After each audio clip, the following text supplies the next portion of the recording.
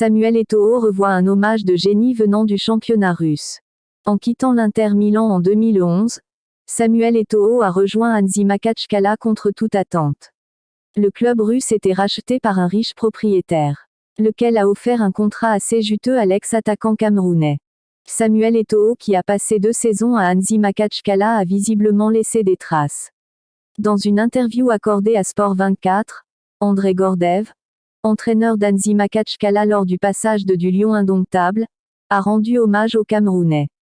Selon le technicien russe, Eto'o était en quelque sorte un roi à Hansi Makhatchkala. Il a particulièrement apprécié le temps passé par la légende du Barça et surtout ce qu'Eto'o a apporté au club tant sur le terrain qu'en dehors.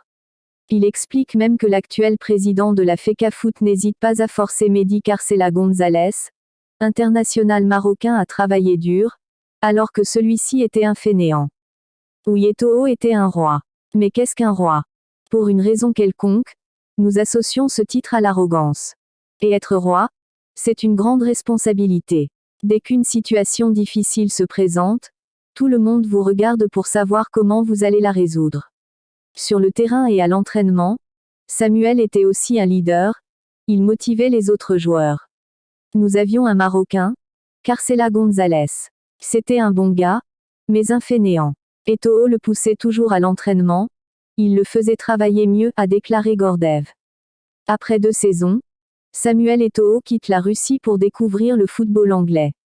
Il signe à Chelsea puis à Everton avant de repartir en Italie jouer avec la Sampdoria. Il va ensuite filer en Turquie et finir sa carrière plus tard au Qatar.